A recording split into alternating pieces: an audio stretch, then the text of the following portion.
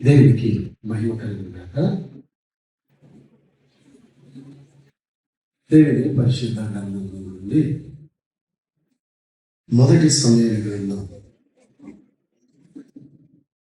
17వ అధ్యాయం. మొదటి సమూయేలు గ్రంథం 17వ అధ్యాయం 17వ వచనం నేను చదువుతాను. యెషయి తన కుమారుడైన దావీదుని పిలిచి, నీ సహోదరుల కొరకు వేయించిన ఈ గోధుమలను ఒక తూమెడు ఈ 10 రొట్టెలు తీసుకుని దండులో ఉన్న నీ సహోదరి త్వరగా పొందు. 20వ వచనం. దావీదు ఉదయం లేచి ఒక కాపరికి గొర్రెను అప్పగించి ఆ వస్తువులను తీసుకొని యెషయి తనకిచ్చిన ఆజ్ఞ చొప్పున ప్రయాణమైపోయాడు. అదే 17వ అధ్యాయం 28వ వచనం. 17వ అధ్యాయం 28వ వచనం. చివరి భాగం మాత్రమే చదువుతుంది. ఇక్కడ ఎందుకు వచ్చిందని అరణ్యంలో ఉన్న ఆ చిన్న గొర్రెల మందను ఎవరి వశం చేసి, నీ గర్వమును నీ హృదయపు చెడుతనమును నేను ఎరుగుదును, యుద్ధము సూచన చేయడం కదా నేను వచ్చింది చదవబడిన లేఖన భాగాలు దేవుడు మన ఆత్మల కొరకే తాను దీవించి ఆశీర్వదించుగాక. చిన్న ప్రార్థన చేస్తుంది. పిల్లలు ముందుగా సరిగించు ప్రార్థన. పరిశుద్ధమైన మా తండ్రి, పరలోకమందున్న ప్రియ ప్రభువా, మీకు వందనాలు, స్తోత్రాలు, స్తుతులు చెల్లిస్తాము. మీ కుమారుడైన యేసుక్రీస్తు ద్వారా మాకు ఇచ్చిన మీ రక్షణను బట్టి స్థుతిస్తాము. ఈ 3 దినాల కూడికలో ప్రారంభ కూడికలో మీ ఆత్మ సహాయం మాకు అనుగ్రహించినందుకు తండ్రి స్థుతిస్తున్నాం. ఈ మధ్యాహ్న వేళ మీరు మాతో మాట్లాడండి. మా మధ్యలో మీ కుమారుడైన యేసుక్రీస్తుని మీరు విశేషంగా హెచ్చించి కనపరచండి. మీ సన్నిధిలో ప్రార్థన చేస్తున్నాం. చేరవచ్చిన మా అందరినీ దీవించి ఆశ్రయించి వర్ధిల్ల చేయాలి. అలసట నిద్రమత్తు లేకుండా మీ వాక్యం పట్ల మక్కువ కలిగి మీ వర్తమానం మీ బాధ్యత మాకు దయచేయమని మీ సన్నిధిలో ప్రార్థన చేస్తూ ఈ మనవులు మా ప్రభుడు మీ కుమారుడు ప్రభువైన యేసుక్రీస్తు నామములో స్తుతించి అడిగి వేడుకుంటున్నాము తండ్రి. ఆమేన్. ప్రభునందు సోదర సోదరిలారా, మధ్యాహ్నం కాబట్టి ఏముంటుంది ఏముంటుందండి, మీకు తెలుసు నాకు తెలుసు కాబట్టి మనకు తెలియకుండానే మన కళ్ళు మూసుకొని పోయే ప్రమాదం తెలియకుండా, అది సహజం, మానవ సహజం. ఎంత బిగబట్టుకొని మేలుకొని వాక్యం విన్నామన్నా శరీరం సహకరించినప్పుడు కళ్ళు మూతలు పడతాయి. కాబట్టి కొంచెం అజాగ్రత్తగా ఉండకుండా, నిద్రపోకుండా వాక్యం వినాలని ప్రభు పక్షంగా మనవి చేస్తా ఉన్నా. ఒకసారి ఒక మాస్టర్ ఆర్టికల్ ఇలా రాశారు. ఏంటంటే, విశ్వాసులు మార్పు రావట్లేదు. దాని టైటిల్ పేరే so for the believers has not at change. ఆ టైటిల్ పేరు. అందులో మంచి ఉపమానం ఏం రాశారంటే, ఒక మాస్టర్ ఒక అబ్బాయిని వినిపించి, అబ్బాయి నేను చెప్పే పదం చెప్పమన్నాడు. ఏంటి మాస్టర్ గారు అన్నాడు. ఎలక్ట్రిసిటీ అనమన్నారు. అంటే ఎలక్ట్రిసిటీ అన్నారు. వారికి ఆ పదజాలం పలకలేక ఎలక్ట్రిసిటీ అన్నారు. మాస్టర్ కోపం వచ్చింది. ఎవరు నేర్పాడు ఈ పదం అంటే, మా డాడీ నేర్పాడు అన్నాడని. సరే బాయ్, రేపు స్కూల్కి వచ్చేటప్పుడు మీ డాడీని తీసుకురాన్నారు. మాస్టర్ గారి ఎదుట డాడీ నిలబడ్డాడు, స్టూడెంట్ నిలబడ్డాడు. వాళ్ళ డాడీని అడిగాడు, డాడీ మీ అబ్బాయి ఎలక్ట్రిసిటీ అని పలకమంటే ఎలక్ట్రిసిటీ అన్నాడు. ఇది ఎవరు నేర్పారంటే మా డాడీ నేర్పాడని చెప్పాడు. మీరు ఎందుకు అలా నేర్పాడంటే వాళ్ళ డాడీ ఇచ్చిన సమాధానం మాస్టర్ గారు, నేను ఈ అబ్బాయికి చాలాసార్లు చెప్పాను, ఆయన మార్చుకోలేదు వాడు. వాడు మానవుడు వాడు. ఎందుకయ్యా అంటే వాడి కెపాసిటీ అంతే అన్నాడు. అర్థమైందండి? వాడి కెపాసిటీ అంతే అన్నాడు. ఇంగ్లీష్ వచ్చి మనకు తెలుసు. ఇదేవాడు నేర్పాడంటే మా ఆవిడ నేర్పింది అన్నాడు ఆయన. మీ ఆవిడ ఏమైందయ్యా? ఆవిడ చదువుకున్నా, బాగా చదువుకుందండి, టీచర్ అడగాలి అన్నారు. సరే మీ ఆవిడ తీసుకురా మార్నింగ్ అన్నారు. ముగ్గురు వచ్చారు స్కూల్కి. ఆ మాస్టర్ ఎదుట ముగ్గురు నిలబడ్డారు. ఏమ్మా మీ అబ్బాయి ఎలక్ట్రిటీ అన్నాడు, మీ సార్ కెపాసిటీ అన్నాడు, ఈ పదాలు మీరే నేర్పారంటే అవును సార్ నేనే నేర్పాను. కాకాని వాడు మారాడు సార్, ఏం చేద్దాం అన్నదంటే ఆవిడ. మీరు కాదు, ఓకే ఏం చేద్దాం, ఎన్నోసార్లు వర్తమానం విన్నారు, జీరాజు గారు పెద్ద పెద్ద వర్తమానాలు విన్నారు. అలాగైతే మాస్టర్ గారు నేను ఒక చిన్న సలహా ఇస్తాను, చెప్పండి. నేను చెప్పేది ఎక్కడ కూడా పబ్లిసిటీ ఏదని చెప్పిందంటే ఆవిడ. మాస్టర్ గారు నమస్కారం చేసి ఎన్నికలను చెప్పాడు ఆయన. సో కాబట్టి ఈ 3 రోజుల వర్తమానం విన్న తర్వాత నేను 99%గా 1% మారుతాను. 1% ఎవరి కొరకు చెప్పలే, ప్రభు కొరకు మారుతాను. వర్తమానాలు ఇన్ని బాగా చెప్పారని కాదు, ఇక్కడ ప్రభు నాతో మాట్లాడాడు, అది ఆయన కోరుతున్నాను, ఆశపడుతున్నాను. ఈ 3 దినాలు ప్రభు నన్ను వాక్యంలో దర్శించాడు, నా బ్రతుకుని మార్చుకున్నానంటే అది దేవునికి మహిమ, దేవునికి ఘనత. సరే, దావీదు యొక్క సౌందర్యశీలతల గురించి మనం ధ్యానం చేస్తా ఉన్నాం. ఈ సౌందర్యశీలతను దావీదు ఎక్కడెక్కడ ప్రదర్శించాడు, తన అంతరంగంలో ఉన్న ఆ సౌందర్యత, ఆ అందాన్ని, ఆత్మీయ అందాన్ని ఎక్కడెక్కడ బయలుపరిచాడో ఒక 3 విషయాలు చెప్పి నేను ఆ టయానికి ముగిస్తాను. నిద్రపోతున్న ఆల్రెడీ ముందు వచ్చారు. ఇంత పెద్ద సౌండ్ ముందు ఎలా నిద్ర వస్తుందో, అమ్మో సామాన్యులు కాదు మీరు. Okay, right right. మొదటిది తండ్రి ఇంటిలో. రెండవది తన అన్నయ్య ఏలియాబు దగ్గర. మూడవది తన కుమారుడైన సొలొమోను దగ్గర. ఈ 3 విషయాలు తన ఆత్మీయ సౌందర్యతను దావీదు ఎలా ప్రదర్శించాడు, యవనప్రాయం ఎలా తీసుకొచ్చాడు, చిన్న వయసులో దేవునికి ఎలా మహిమ తెచ్చాడు, కుర్రోడు ఎలా దేవుని అత్యధికంగా హెచ్చించాడు, దేవుని నామానికి మహిమ తీసుకొచ్చాడు. ఒక 3 విషయాలు. తండ్రి ఇంటిలో మొదటిది, రెండవది తన తండ్రియకు ఏలియాబు దగ్గర, మూడవది తన కుమారుడైన సొలొమోను దగ్గర.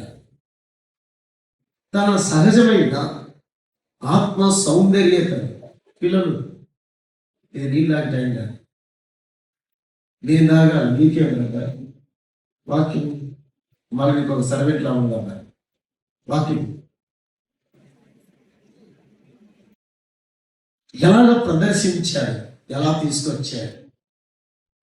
ఈ 3 విన్న తర్వాత మనం ఉదయకాలం అంకుల్ మెసేజ్ క్రోడీకరిస్తున్నాను. మనము ఆయన రూపాంతరంలోనికి రావాలి అంటే, లేదా ఆయన వలె జీవించాలంటే, దావీదులో ఉన్న ఆ సౌందర్యత, ఆ సహనశీలత ప్రతి విశ్వాసలో కూడా ఉండగలిగితే, దినదినము ప్రభువుని ఎందుకు రక్షించాడో ఆ సంగతి ఎరిగితే ఆయన సారూప్యతలోనికి మార్చబడతాం. ఖచ్చితంగా. మరి దావీదు ఎలా ఉన్నాడు? మొదటిది, తండ్రి ఇంటిలో తండ్రిని గౌరవపరిచిన దావీదు, లేదా తండ్రిని హెచ్చించిన దావీదు. దాన్ని ఎలాగ తీసుకొచ్చారో ఈ గ్రంథంలో చూస్తే తేటగా అర్థమవుతారు. తండ్రి ఇంటిలో ఎలా ఉన్నాడో చూద్దాం. మొదటి సమూయేలు గ్రంథం తండ్రిని ఎలా గణపరిచాడు దావీదు, తండ్రిని ఎలా హెచ్చించాడో చూద్దాం. మొదటి సమూయేలు గ్రంథం 17వ అధ్యాయం 17వ వచనం. యెషై తన కుమారుడైన దావీదుని పిలిచి, నీ సహోదరుల కొరకు వేయించిన ఈ గోధుమలలో తుంగని 10 రొట్టెలు తీసుకొని దండులోనున్న నీ సహోదరుల యొద్దకు త్వరగా పోము. యెషై తన కుమారుడైన దావీదును అరణ్యంలో పిలిచి, యుద్ధానికి వారి అన్నలకు కావలసిన సదుపాయాలు, సౌకర్యాలు అన్నీ సిద్ధపరిచి కుమారుని చేతికి అప్పగించినప్పుడు దావీదు ఎలాగ వెళ్ళాడో చూడండి. 17వ అధ్యాయం 20 వచనం. దావీదు ఉదయమున లేచి, ఏమి ఉదయమున? సో మొదటిది, ఒక సేవకుడిగా తండ్రి ఇంటిలో మెలిగాడు, ఎదిగాడు. దావీదుకున్న మంచి లక్షణం చూడండి.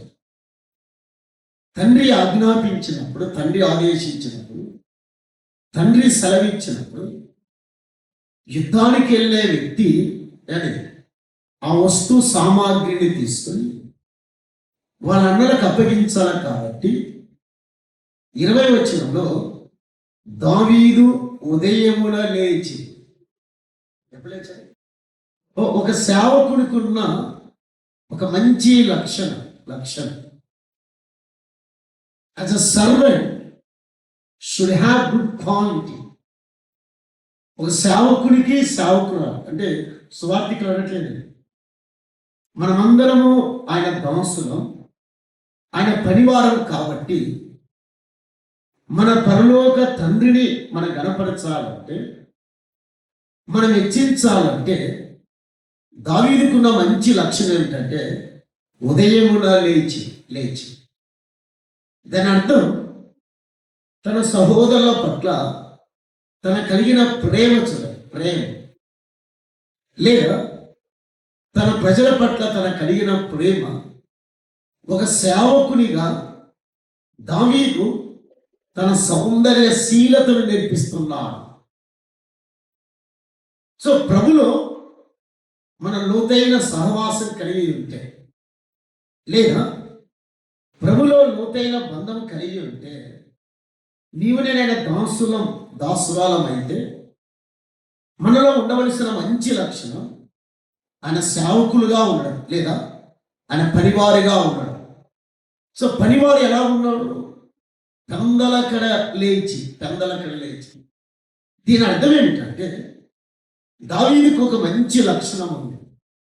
సో దావీదు మంచి ప్రేమ తన సహోదరుల పట్ల, అలాగే తన దేశ ప్రజల పట్ల ఆ కలిగిన ప్రేమను దేవుడు ఎలా తీసుకొచ్చాడో చూడండి, ఎలా బయట పెట్టాడు. అలాగే దావీదు లాగే మోషే తన జీవితంలో ఈ పాఠాన్ని నేర్చుకున్నాడు. ముందుగా మనం ఎవరిని గమనించినా వారి దేవునితో సంబంధం కలిగి ఉంటే వారు ఎలా ఉంటారో చూడగా. నిర్గమాకాండం మొదటి అధ్యాయం 34వ వచనం. మరి యెహోవా మోషేతో మొదటి పలకల వంటి మరి 2 రాతి పలకలు చెప్పుము. నీవు పగలగొట్టిన మొదటి పలకల మీద ఉన్న వాక్యములను, ఈ వాక్యం రాసేదను ఉదయమున అమర్చదని. 34వ అధ్యాయం 2వ వచనం. 34 ఉదయమున నీవు సిద్ధపడి ఉదయమున సీనాయి కొండ ఎక్కి. ఎప్పుడండి? ఉదయమున. సో మోషే దేవుడైన యెహోవాను గణపరిచే వ్యక్తిగా చూస్తాము, గణపరిచే ఒక గొప్ప నాయకుడిగా చూస్తాము. సో దావీదు కూడా తన విశ్వాస జీవితంలో పెందలకడ లేచి దేవుడు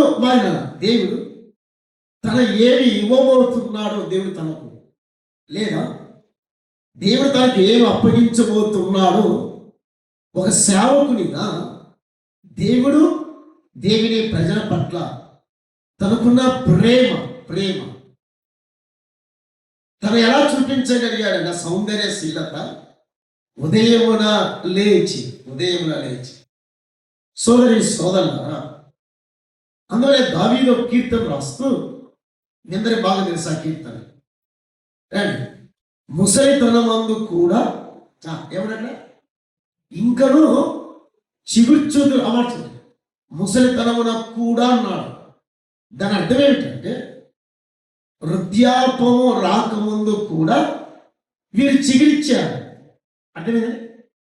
వృద్ధాపములో కూడా గతములో ఎలా ఉన్నారు, వృద్ధాపములో కూడా ఆత్మీయ జీవితంలో, భక్తి జీవితంలో అలాగే ఉన్నారు అనగా యవన ప్రాయంలో దావీదు దేవునికి ఎలాగా సమర్పించుకున్నాడో, దేవునికి ఎలా అంకితం చేసుకున్నాడో, దేవునికి తను తాను ఎలా త్యాగం చేసుకున్నాడో, వృద్ధాపములో కూడా అన్నాడు. వృద్ధాపములో కూడా ఇంకను చిగుర్చుదురు అనగా వృద్ధాపములో కూడా హీబ్రూ లాంగ్వేజ్ లో గతంలో యవన ప్రాయంలో ఎలా చిగిర్చారో, వృద్ధాపములో కూడా శరీర కోరికలు నెరవేర్చుకోకుండా, అది యాక్చువల్ లాంగ్వేజ్ హీబ్రూలో. హీబ్రూ ఆల్ఫాబెట్ గా చదువుతుంటే హీబ్రూ భాషలో వృద్ధాపములో కూడా అనగా వయసు అంతా తీరిన తర్వాత, రిటైర్డ్ అయిన తర్వాత సేవకు వచ్చేది కాదు. అర్థమైంది? సో అమలు వెళ్తున్నాం. సో దావీదు యవన ప్రాయంలోనే తండ్రి చలవించిన ప్రకారం ఉదయమున లేచి అన్నాడు. ఎప్పుడు లేచాడు? సో రెండు అర్థాలు. ఒకటి, దేవుని పట్ల ఒక సేవకుని కలిగిన ప్రేమ. రెండవది, తన సహోదరుల పట్ల కలిగిన ప్రేమ. అందువల్లే వృద్ధాపంలో కూడా దావీదు చిగిర్చాడు. కొంతమంది రిటైర్ అయిన తర్వాత సువార్త సేవ చేస్తామంటారు. ఎప్పుడు? సో బైబిల్ విరుద్ధమని. వృద్ధాపంలో యవన ప్రాయం గవర్నమెంట్కి అప్పగించి, గవర్నమెంట్కి నీ పరిచయం చేసి రిటైర్ అయిన తర్వాత కాదు. Not at all. దావీదు అలాగే లేదు. తన యవన ప్రాయంలోనే తండ్రి ఇంటిలో ఒక సేవకునిగా తన సౌందర్యశీలత ఎలా తీసుకొచ్చాడు. మోషేగా ఉదయ కాలంలోని సీనాయి కొండ మీదికి తన ప్రజల కొరికే దిగడం ఎక్కడ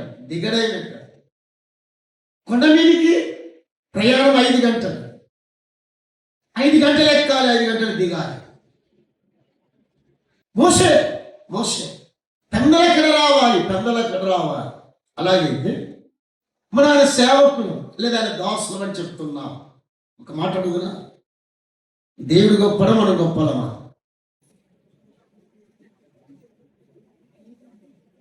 నేను అడిగింది ఒక మాట చెప్పండి. దేవుడు గొప్పడం మనం గొప్పలమా? దేవుడు గొప్ప, మంచి సమాధానం. మందిరానికి దేవుడు ముందు రావాలా, మనం ముందు రావాలా? చెప్పలే. మరి ఎవరు వస్తున్నారు? నిజమే, మనం ఆయన దాసురాలు. ఆరాధన ప్రారంభమైన తర్వాత వచ్చేది కాదు. ఆరాధనకు ముందే ఉండాలి. అందువల్ల యెషయాను, నేను యెహోవా నాకు ఇచ్చిన పిల్లలు నీ సన్నిధిలో, ఇన్ దై ప్రెజెన్స్. నేను ఒక్కడే కాదు, మందిరానికి ముందు నేను, నా భార్య, నా పిల్లల మందిరం ముందు ఉండాలి. నిజంగా నువ్వు దేవుని గణపరిచే వ్యక్తివైతే, దేవుని మహిమపరిచే వ్యక్తివైతే, యెషయా ఆజ్ఞాపించిన వెంటనే ఉదయమున లేచి సిద్ధపడి వెళ్ళాడు. ఎలా లోయలోనికి వెళ్ళాడు. మోషే దేవుడు రమ్మన్నాడు సీనాయి కొండ మీదకి. ఎన్ని గంటల ప్రయాణం? 5 గంటల పైకెక్కాలి. పెద్ద కాకాల్లో ఉండి కూడా 10కి మీ ఆరాధన అయితే 11కి వస్తే న్యాయమా? ధర్మమేనండి. నువ్వు దేవుని ఘనపరుస్తున్నావనే ఎక్కడ చెప్పగలుగుతావు? ఎక్కడ ఆ ధైర్యం?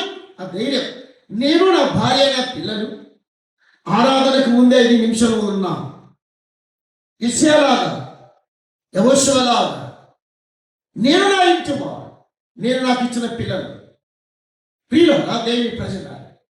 అందువల్ల దావీదు యొక్క సౌందర్యశీలత తండ్రిని ఎలా ఘనపరుస్తున్నాడో గ్రంథకర్త ఎలా రాశాడు. మన బిడ్డలమా అని చెప్పుకున్నప్పుడు మన తండ్రిని కనపరిచేవాళ్ళు లేరు. అందువల్ల బైబిల్ ముగింపు ఎలా చేశారు చూడండి. మలాకీ గ్రంథం ఎలాగా ఆ మలాకీ గ్రంథం పాత నిబంధన ముగించడం. మొదటి అధ్యాయం 6వ వచనం. కుమారుడు తన తండ్రిని గణపరచును కదా, దాసుడు తన యజమాని గణపరచును కదా. నా నామము నిర్లక్ష్య పెట్టు యాజకులారా, నేను తండ్రిని అయితే నాకు రావలసిన ఘనత ఎక్కడ? నేను యజమానుడైతే నాకు భయపడేవాడు ఎక్కడని సైన్యములకు అధిపతి యెహోవా మిమ్మల్ని అడుగుచున్నాడు. మళ్ళకెలా ముగించారు? యాజకులారా, లేవీయులారా. మనమే యాజకుల, లేవీయుల మనం ఎరుగుదు కొత్త నిబంధనలు. బట్ ప్రభు ఎలా అడిగారు? మీరు నా మందిరములో అధ్యాయం వారు బలులిస్తున్నారు, అర్పణిస్తున్నారు. నేను మీ యజమానుడైతే నాకు భయపడేవాడు చెప్పరా? నాకు మన నిద్ర పోతామా? భయం ఉంటే నిద్ర రాదు. భయం లేకపోతే గురుకలు కూడా పెడతాడు. అనుమానం లేదు అందులో. సో నా నామమునకు భయపడు వారలారా, నేను మీ తండ్రినైతే యజమానైతే నాకు భయపడేవాడు లేదు ఇశ్రాయేలులారా. పైగా మీరు నా తండ్రి అని చెప్పుకుంటున్నారు, మీరు నేను మీ యజమాని చెప్పుకుంటున్నారు. కానీ కొత్త నిబంధనలో కూడా నిజమే ఆయన మన తండ్రి. మన ప్రార్థనలో ప్రస్తావిస్తున్నాం పరలోకమందున్న మా తండ్రి. బట్ ఆ తండ్రికి ఘనత తెచ్చే కుమారు లేని కుమార్తె లేదు. నీవే అందులో, నీ ద్వారా పరలోక తండ్రికి ఘనత రావాలి, మహిమ రావాలి అంటే దావీదు వెళ్ళిన విధానం ఒక సేవకుడిగా తండ్రి మాటకు లోబడి యుద్ధం ప్రారంభం కాకముందే ఉదయం లేచి సిద్ధపరిచిన వాడిని తీసుకెళ్తున్నాడు యుద్ధంలోనికి. మోసలాగనే మన ప్రభువు తన జీవితంలో ఆయన ఎలా వెళ్ళాడు? మార్కు సువార్తలో ఆయన సేవకుడిగా చెప్పారు. మార్కు ఆయన సేవకుడు, లేదా యెహోవా దాసుడు, యెహోవా సేవకుడు. ఆ సేవకుడు అనే మన ప్రభువు యెహోవా సేవకుడు, యెహోవా దాసుడు అనుకున్న లక్షణం ఏమిటి? మార్కు సువార్త మొదటి అధ్యాయం 35వ వచనం. మార్కు సువార్త మొదటి అధ్యాయం 30వ వచనం. ఆయన పెందలక్కడ లేచి ఇంకొను చాలా చీకటి ఉండగా బయలుదేరి అరణ్య ప్రదేశంలోకి వెళ్ళి అక్కడ ప్రార్థన చేయుచున్నాడు. ద యెహోవా సర్వెంట్, యెహోవా సేవకుడికి ఉండవలసిన శ్రేష్టమైన లక్షణం. తన తండ్రిని గణపరిచే సేవకుడు ఆయన కుమారుడు. తన తండ్రిని గణపరిచే సేవకుడు తన కుమారుడు. మార్కులో మీరు ఇంటికెళ్ళి చదవండి. ఎక్కువగా రాయబడింది ఏమిటంటే ఆయన యెహోవా సేవకుడు, యెహోవా దాసుడు. బట్ సేవకుడిగా ఉన్న ఆయన దాసుడిగా ఉన్న ఆయన అక్కడ రాయబడి అనమాట. ఆయన పెందల కడలేచి ఎప్పుడు అందరూ చెప్పండి, ఎప్పుడు తండ్రిని ఘనపరిచే ఏ స్త్రీ అయినా పురుషుడే, ఏ విశ్వాసురాలైనా పెందల కడే లేచి యజమాను చెప్పే మాటకు సిద్ధంగా ఉండాలి. తండ్రి చెప్పే మాటకు సిద్ధంగా ఉండాలి. దావీదు సౌందర్యశీలత ఎలా బయటపడిందంటే తను ఉదయమున లేచి యుద్ధానికి వెళ్ళే టైంలో తన సౌందర్యతను తీసుకొచ్చాడు. అందువల్ల ప్రభు సమూయేలుతో అన్నాడు, అతని రమ్యమైన అందాన్ని గురించి చెప్పాడు. ద ఇంటర్నల్ అంతరంగంలో ఆ సౌందర్యం, ఆ అందాన్ని మాట్లాడాడు దేవుడు. ఇదిగో నేను కోరుకున్న మనుష్యుడు, నా సేవకుడు, నేను ఇష్టపడే మనిషి, నేను ఆశపడే మనిషి. సోదరు, భక్తి జీవిత సౌందర్యత ఆయన రూపాంతరంలోనికి దినదిన మనం రావాలంటే ఏమండి బొమ్మ బస్ కాదు ఇది. ఉదయం నా ప్రభుతో ఏకాంతంగా కాలం గడపాలి, నేర్చుకుంది. తండ్రి ఇంటిలో తండ్రిని కనపరిచే కుమారుడు ఒకటి, ఇంటిలో ఒక సేవకుడిగా చూపించాడు. ఎవరిని ఎవరిని చూడరా, ఎవరిని? ఇక్కడే ఉన్నారా? మీరు ఇక్కడే ఉన్నారా? ఏం చెప్పాను నేను? తండ్రి ఇంటిలో ఒక సేవకుడిగా ఉన్నాడు. ఎవరు? దావీదు. తండ్రి ఏం చెప్పాడు? యుద్ధానికి వెళ్ళమన్నాడు. దావీదు ఎప్పుడు లభిస్తున్నాడు? ఉదయంలో లేచి, ఉదయం 2 సంగతులు. తండ్రిని ప్రేమించేవాడు, తండ్రి కుటుంబాన్ని ప్రేమించేవాడు. సింపుల్గా మన ప్రభు తన కుటుంబం తండ్రి తన కుమారుడికి ఇచ్చిన కుటుంబ విషయంలో పెందలకడ లేచి అరణ్యంలోకి వెళ్ళాడు. ఒక సేవకుడిగా కనబడ్డాడు. ఎవడు? మన ప్రభు యేసుక్రీస్తు. సో అని ఆ విధానం చూడాలి. భక్తి భావజాలాలు హృదయంలో నుంచి రావాలి. తమ్ముడు, చెల్లి, బయటికి రావాలి అంటే దేవుని ఇంటిలో ఒక సేవకురాలు అనగా ఆయన దాసురాలుగా ఉన్నప్పుడు మన సౌందర్యతను ఎలా తీసుకురావాలో ఆ వచ్చిన మనతో మాట్లాడుతుంది. అది మొదటి. రెండవదిగా తండ్రి ఇంటిలో తను ఎలా ఉన్నాడు, తన సౌందర్యతను ఎలా బయటికి తెచ్చాడు. మళ్ళా వెళ్దాం. మొదటి సమూయేలు గ్రంథం 17వ అధ్యాయం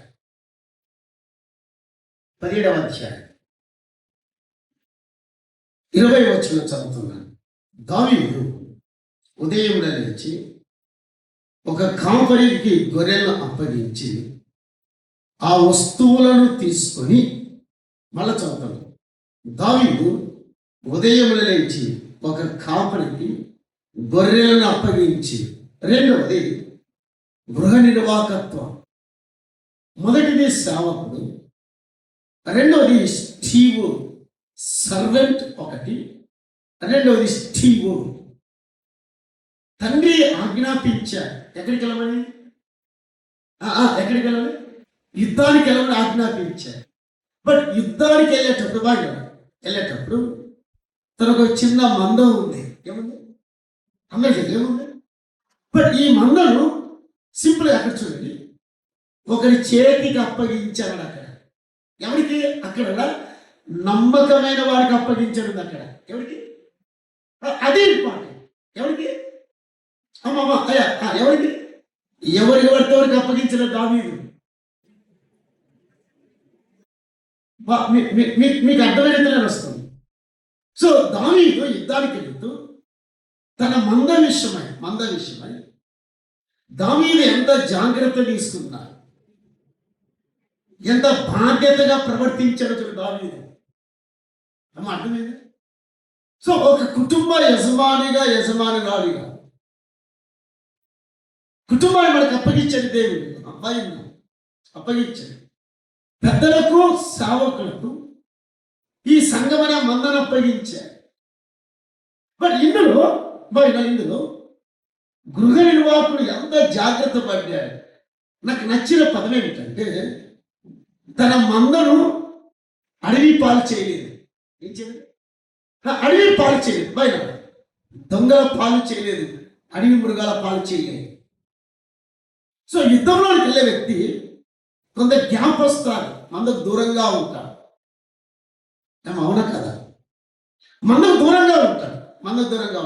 ఈ ఇంతలో మంద ఎక్కడుంది? అరణ్యంలో ఉంది. ఎక్కడుంది? అరణ్యంలో ఎవరు ఉంటారు? మృగాలు ఉంటాయి. ఇంకేముంటాయి?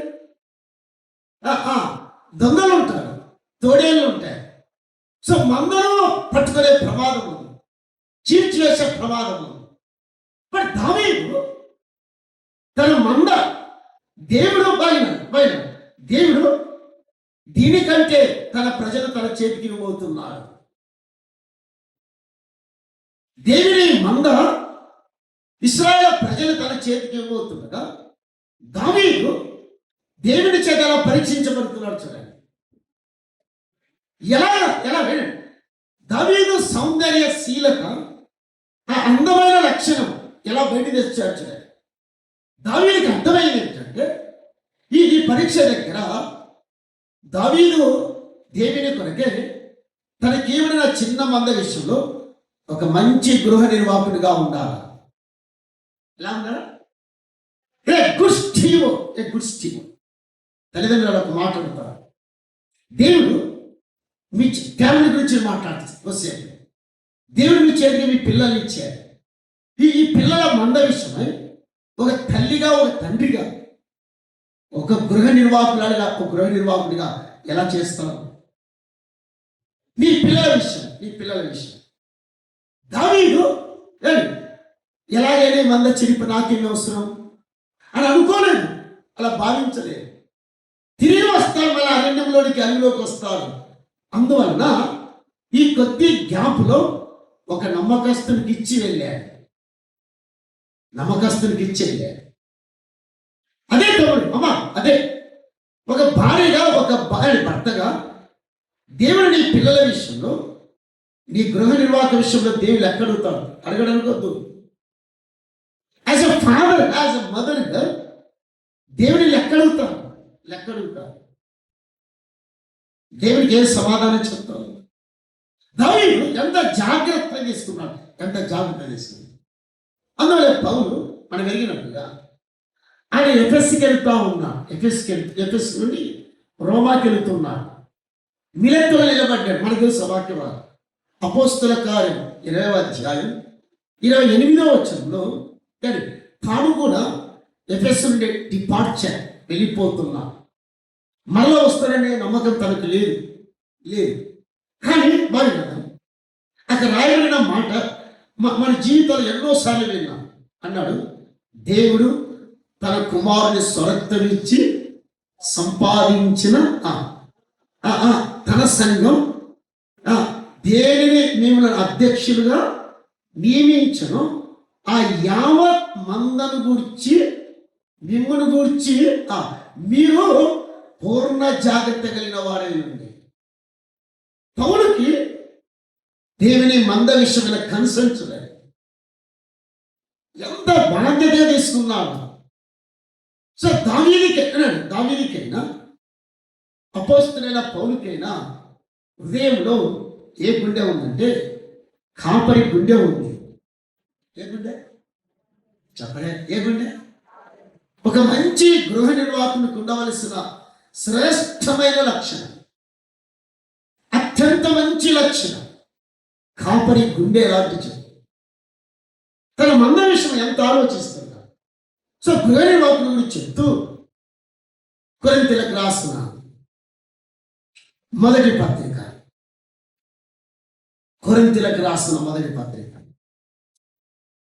4వ అధ్యాయం మొదటి వచనం.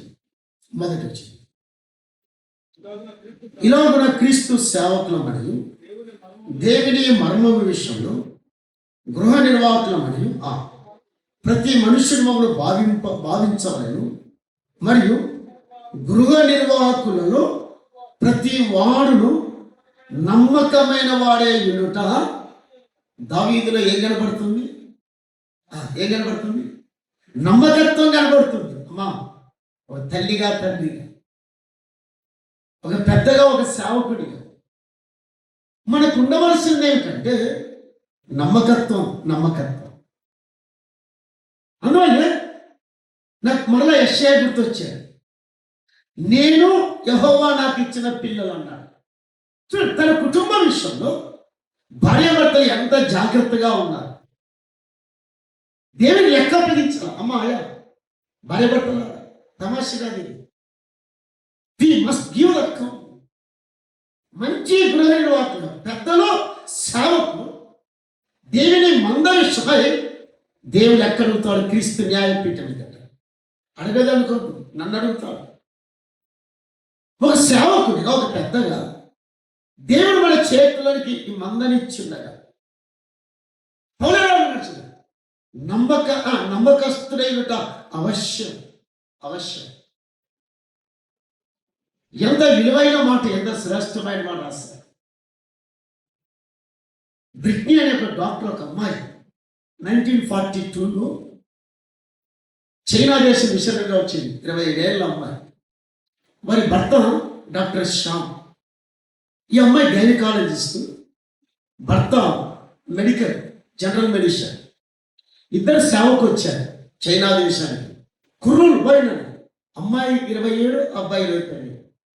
అమ్మాయికి మాట్లాడాడు భర్తతో, శ్యామ్, మనము దేవుని మిషనరీగా వచ్చాం. మనం ఎప్పుడూ కూడా దేవుని పట్ల నమ్మకస్తులమై ఉన్నాం చచ్చిపోయేంత వరకు. Until death we should be faithful. అమ్మాయి ఒక నూనె అంటే పెద్ద పల్లెంలో, పెద్ద పాత్రలో నూనె మసలు దాగుతుండగా కమ్యూనిస్టు చైనా దేశం ఈ డాక్టర్ అమ్మాయిని, అమ్మాయి నీ 2 పాదాలు దాని ఇంట్లో పెట్టి దాని మీద పడుకోమని చెప్పారు. పాత్రలో పడుకోవాలి డాక్టర్ బ్రిట్నీ అమ్మాయి. కానీ ఆమె పాత్రలోనికి 2 పాదాలు మోపేటప్పుడు భర్తతో ఒక మాట ఉంది. ఏమన్నదంటే, శ్యామ్, నేను చనిపోయినా కూడా దేవుని సువార్త సేవలో నమ్మకస్తుడిగా బ్రతుకు. Shyam, be faithful, be faithful. కాలుతూ, మంటలో కాలుతూ కూడా అదే పాట పడి చచ్చిపోయింది బ్రిట్నీ. 27 ఏళ్ళ కుర్ర అమ్మాయి ఎక్కడే ఉన్నాడు, ఎక్కడే చేయలేదు. ధైర్యం రావాలి, వాళ్ళు రావు, నువ్వు రావాలి. ఎలా? బీ ఫెయిత్ఫుల్, నమ్మకస్తులైన అవశ్యం. ఉన్నావా? కుటుంబం పట్ల, భార్య పట్ల, భర్త పట్ల, దేవుని మందిరము పట్ల నమ్మకస్తులైన అవశ్యం. అవశ్యం. భక్తిలో నమ్మకస్తులు కావాలండి. ఆరాధనలో నమ్మకస్తులు కావాలి. ఆత్మీయతలో నమ్మకస్తులు కావాలి. నకిలీ కాదు. యుద్ధంలోకి వెళుతూ కూడా దావీదు తీసుకున్న నిర్ణయం ఒక నమ్మకస్తునికి అప్పగించి వెళ్ళాడు.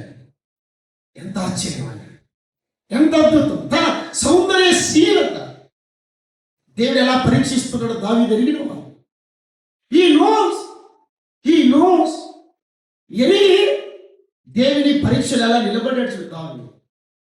హృదయంలో ఉన్న సౌందర్యశీలతను ఎలా బయట తెస్తున్నాడు, ఎలా అందంగా కనబడుతున్నాడు ఆత్మీయంగా. పౌలు అలాగే ఉన్నాడు. మన ప్రభు కూడా ఒకే మాట అన్నాడు. నేను అక్కడికి ఆగుతున్నా. ప్రభు కూడా యోహాను సువార్త 17వ అధ్యాయంలో ప్రధాన యాజకుడిగా ప్రార్థన చేస్తూ ఒకే మాట అన్నాడు. ఏమన్నాడంటే, తండ్రి, నీవు నాకు అప్పగించిన వారిలో ఒకని తప్ప నేను పోగొట్టుకోలేదన్నాడు ఆయన. ఒకటి ఎవరు? యూదా ఇస్కరియోతు. వాడు తప్ప నీవు నాకు ఇచ్చిన వారు ఎవరిని పోగొట్టుకోలేదు. నీ నామములో అని కాపాడుతున్నాడు. నీ నామం మన ప్రభుత్వం ఈ ధైర్యం నీ నామమున కాపాడు. ప్రభుకున్న కన్సర్న్ మనకు లేదు. ఒక మాట అంటున్నా, నీ కుటుంబం పట్ల ఎలా ఉన్నావు? ఒక స్వార్థికుడిగా పెద్దగా ఎలా ఉన్నావు? నమ్మకస్తుడైనట్టు అవశ్యం. తిమోతికి రాసిన 2వ పత్రిక చదివి వదిలేక. తిమోతికి రాసిన 2వ పత్రిక చదివిన మాట, తెలిసిన మాట, 2వ అధ్యాయం మొదటి వచ్చింది 2 సార్లు. నీవు చదువు. అనేక సాక్షుల ఎదుట నా వలన సంగతి ఇతరులను బోధించుటకు ఆ సామర్థ్యము గల నమ్మకమైన మనుషులకు ఏం చేయాలంట? నమ్మకమైన మనుషులకు ఏం చేయాలి? హ్యాండ్ ఓవర్ చేయి. అప్పగించు. యాజ్ గృహిణి వాకునిగా తండ్రి ఇంటిలో రెండు చూచాడు. ఒకటి సర్వెంట్, సేవకుడిగా. రెండవది స్టీవర్డ్, ఒక గృహ నిర్వాహకుడిగా చూశాడు. మూడవదిగా మొదటి సమూయేలు గ్రంథం మరలా 17వ అధ్యాయం మరలా 20వ వచనం. దావీదు ఉదయమున లేచి ఒక కాపరికి గొర్రెలను అప్పగించి ఆ వస్తువులను తీసుకొని యెషయా తనకిచ్చిన ఆజ్ఞ చొప్పున నడకలాట. ఏం చెప్పున? సో మూడవది యాజ్ ఎ సన్, కుమారుడిగా తండ్రి ఇచ్చిన ఆజ్ఞ చొప్పున నడకలాట. ఏముంది అక్కడ? మళ్ళీ చదువుతూ అదే వస్తుంది. తనకిచ్చిన ఆజ్ఞ చొప్పున అక్కడ ఒక కుమారుడిగా లోబడడం నేర్చుకున్నాడు. ఏం నేర్చుకున్నాడు? అందరూ చెప్పండి, ఏం నేర్చుకున్నాడు? ఎలా కుమారుడిగా ఎవరికి లోబడుతున్నాడు? తండ్రికి లోబడుతున్నాడు. ఒక మాట చెప్తున్నా, సింపుల్గా ఏడబ్ల్యూ టోజర్ ఒక మాట, ఆయన స్టేట్మెంట్ నాది కాదు ఇది, బాగా లోబడని వాడు ఎప్పుడు కూడా నాయకుడిగా ఉండడానికి అనర్హుడు అంట. ఎవరు? అందరూ లోబడని వాడు నాయకుడిగా ఉండడానికి అనర్హుడు. ఇప్పుడు ఒకసారి చూద్దాం. బ్రదరన్ సంఘాలలో ఎక్కువ ఏం కనబడుతుంది ప్రస్తుత ట్రెండ్లో? ఏమన్నాడంటే, మీరేది మాకు చెప్పేది? అవునా కదా? ఏదైనా సీరియల్ చూస్తున్నారు? మీరేది చెప్పేది పెద్దలారా, సేవకులారా? పిల్లలు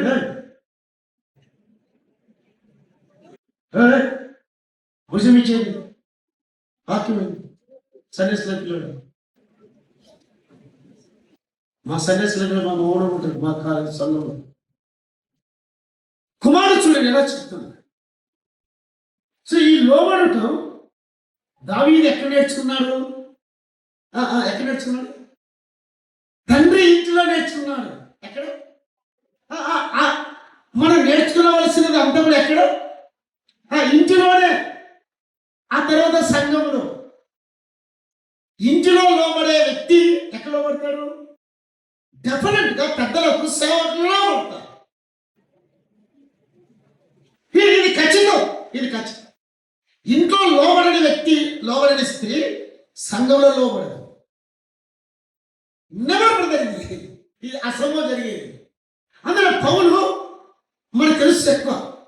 ఎందుకో మ్యారేజ్ దగ్గర ఆ పదాన్ని వాడు, స్త్రీలారా పూర్తి చేయండి చెప్పలే, మీ సొంత పురుషులకు విధేయులని చెప్పలేదు అక్కడ. ఎవరు విధేయత లోబడట తేడా ఏంటంటే, విధేయత బయట కనబడేది, లోబడేది లోపల కనబడేది. సపోజ్ ఈ పిల్లలు కూర్చున్నారు, విధేయతతో కూర్చున్నారు, లోబడేది లోపల లేదు. మీకు అర్థమైందే? సో భార్యలారా మీ భర్తలకు లోబడే ఉండండి. కాబట్టి పేతురు రాస్తూ మన చిన్నలారా మీ పెద్దలకు లోబడి ఉండండి. సో దావీదు కుటుంబంలోనే తండ్రి ఇంటిలో లోబడేది నేర్చుకున్నాడు కుమారుడిగా. పరిశుద్ధాత్మ తండ్రి ఆజ్ఞాపించిన వెంటనే, ఎవరు? సో ఆ పదవి చూడండి, తండ్రి ఆజ్ఞాపించిన వెంటనే ఎంత లోబడ్డాడు, ఎంత విధేయత చూపాడు.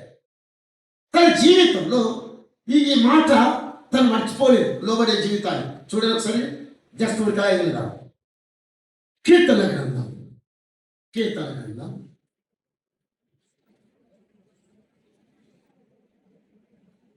72వ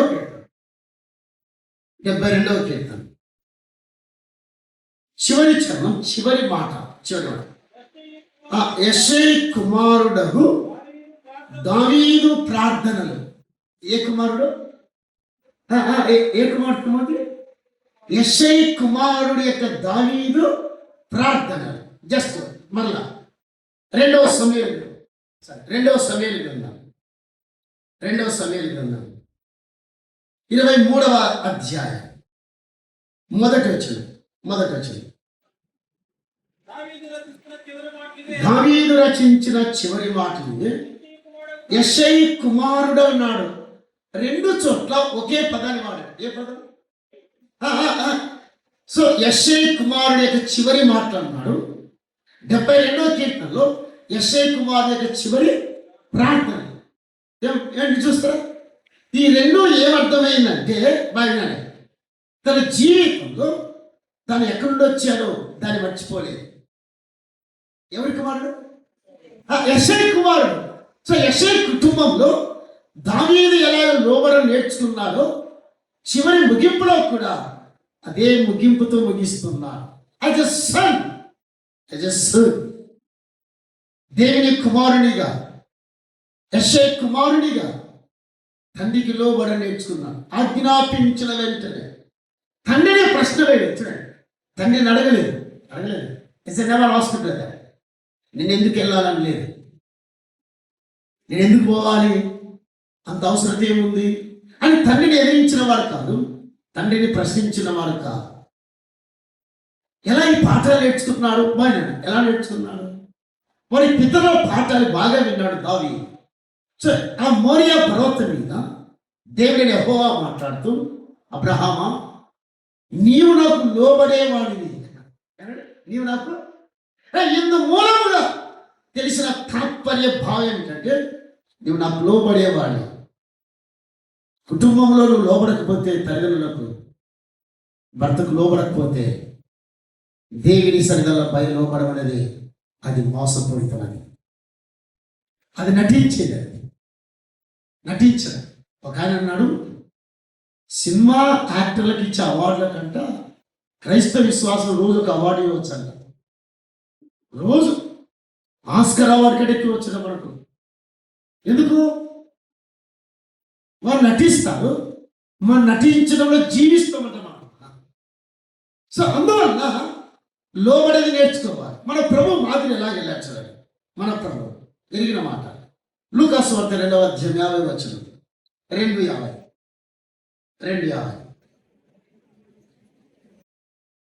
2వ అధ్యాయం 50వ వచనం. అయితే ఆయన నజరేతులకు వచ్చి వారికి లోబడి ఉండాడు. ఆ పదం చూడండి. తల్లిదండ్రులుగా పిలవబడిన యేసేపు మరియకు పిలువబడిన వాడు నజరేతులకు వచ్చి వారికి ఏమన్నాడు? వాట్ ఏ సరెండర్ అయ్యాడు. ఫిలిప్పీలకు రాసిన పత్రిక సేమ్ పౌలు దాన్ని ఎలా తీసుకెళ్ళాడు? 2వ అధ్యాయం 7వ వచనం చదువు. ఆయన దేవుని పలుచులు కొట్టి దాసుని రూపము ధరించుకొని తను తాను వ్యక్తినిగా చేసుకుని, మరియు ఆయన ఆకారమందు మనుషునిగా పుట్టి కనబడి మరణము పొందినంతగా, శిలువ మరణము పొందినంతగా విధేయత చూపిన వాడే. సోదరులారా, ప్రభు యొక్క సౌందర్యశీలత బాల్యంలో కనబడింది, శిలువ దగ్గర కనబడింది. బాల్యంలో తల్లిదండ్రులకు లోబడ్డారు, శిలువలో తన తండ్రి మాట నెరవేర్చే దగ్గర శిలువ మరణము పొందినంతగా ఏం చూపాడు? విధేయత చూపాడు. ఎలా చూపాడు? స్తోత్రాలు, ప్రైజ్ ది లార్డ్ చెప్పొచ్చు. మన పెద్దకొస్తాడు దేవుని స్తోత్రం. రీజన్ దావీదు 3 కోణాల్లో కనబడ్డాడు. మన ప్రభు బెటర్గా దావీదు కంటే శ్రేష్టమైన వాడు. సో మొదటిది సేవకునిగా ఆయన సౌందర్యశీలత కనబడి దావీదు. 2వది గృహ నిర్వాహకత్వంలో. 3వది కుమారుడిగా లోబడుటంలో. ఎవరింటిలో? తండ్రి ఇంటిలో. 2వది అన్న దగ్గర ఎలా ఉండడో చూద్దాం. అది చెప్పి అక్కడే ముగిస్తాను, టైం లేదు కాబట్టి. మొదటి సమూయేలు గ్రంథం 17వ అధ్యాయం 28వ వచనం. 28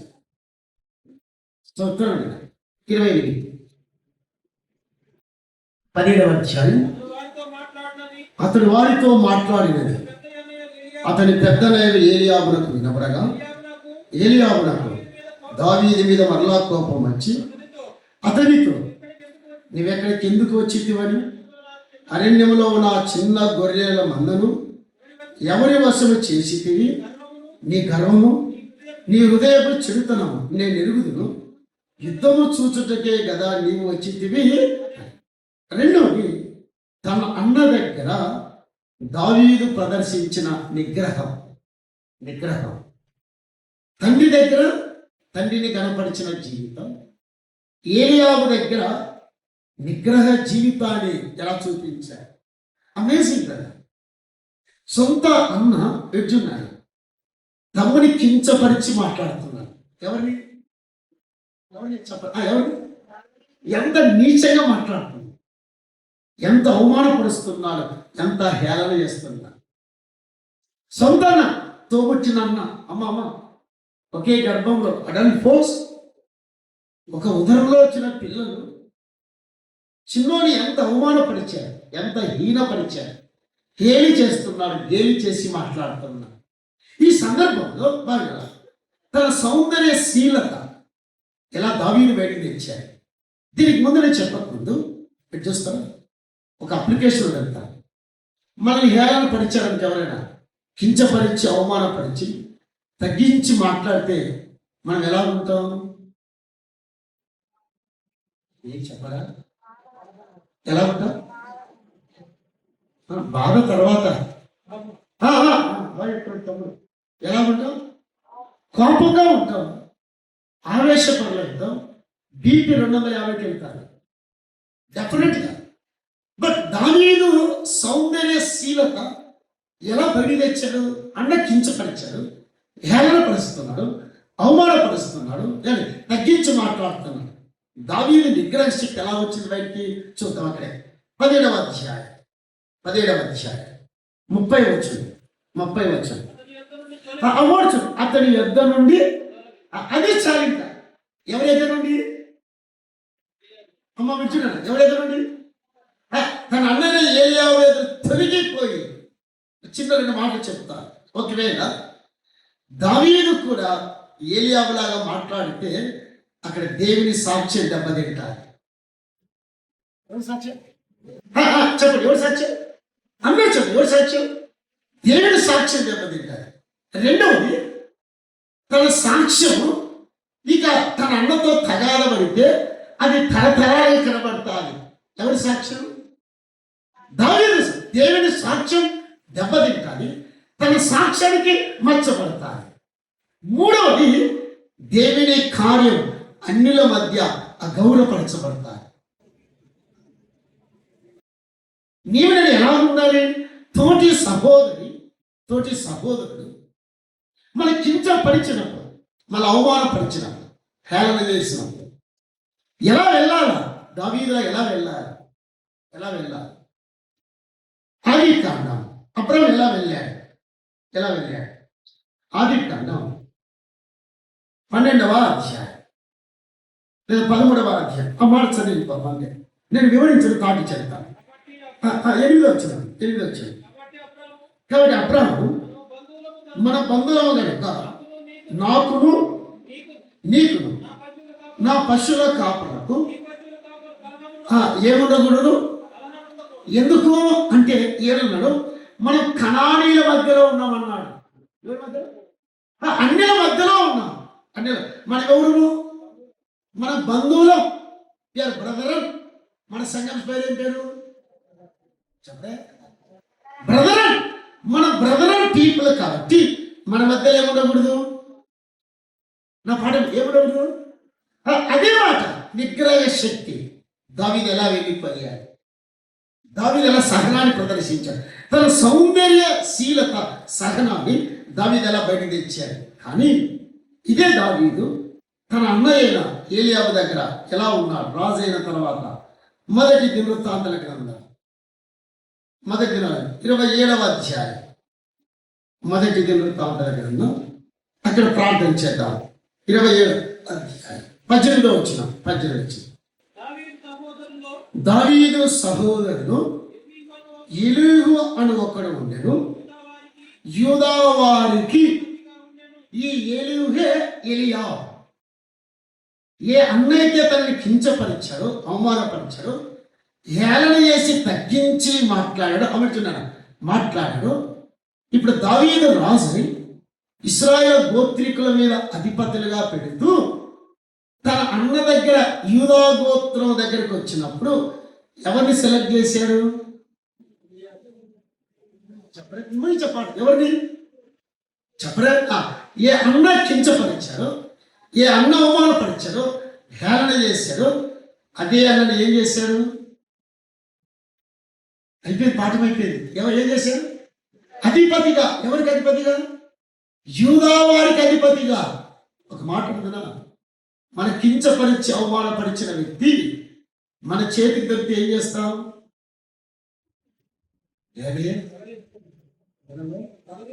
చెప్పరా? ఏం చెప్పరా? మనము ఎందుకు దావీదులాగా ప్రవర్తించట్లేదంటే, దావీదు దేవుని హృదయానికి దగ్గరగా ఉండేవాడు. అది ఆ పాఠం. అది ఎలా ఉండేవాడు? ఎవరి దానికి? దావీదు దేవుని హృదయానికి దగ్గరగా ఉండేవాడు. కాబట్టి దేవుడు ఎప్పుడు రాసినా కూడా నా చిత్తానుసారుడు, నా ఉద్దేశములన్నిటినీ నెరవేర్చువాడు. అన్న దగ్గర ఇంత కీడు చేసిన, తన మీదికి ఎంత అవమానం తెచ్చినా, ఇబ్బంది పెట్టినా, తను తగ్గించి మాట్లాడిన తన అన్నను ఏ స్థానంలో పెట్టాడు? మన ప్రభు అంతకంటే శ్రేష్ఠుడు.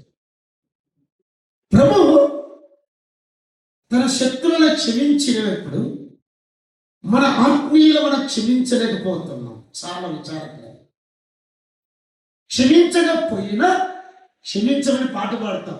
ఏమని మీకు తెలుసు. క్షమించలేకపోయినా ఏ పాట పాడతాం? చెప్పడే.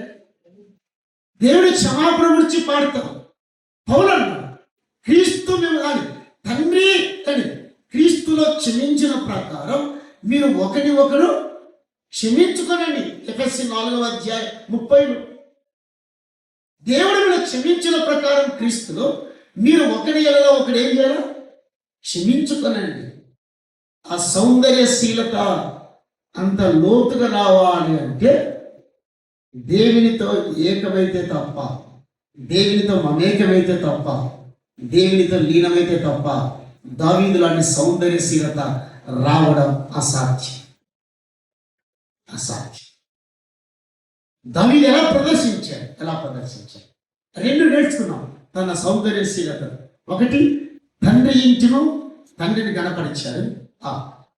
ఏలీయాబు దగ్గర ఏం ప్రదర్శించాడు? చెప్పడే ముగిందా? ఏం ప్రదర్శించాడు? నిగ్రహ శక్తి. ఏ శక్తి? మీరు కూడా పెద్ద కప్ప మిగిలినట్లా నిగ్రహ శక్తి. ఎవరెదుట? ఏలీయాబు దగ్గర.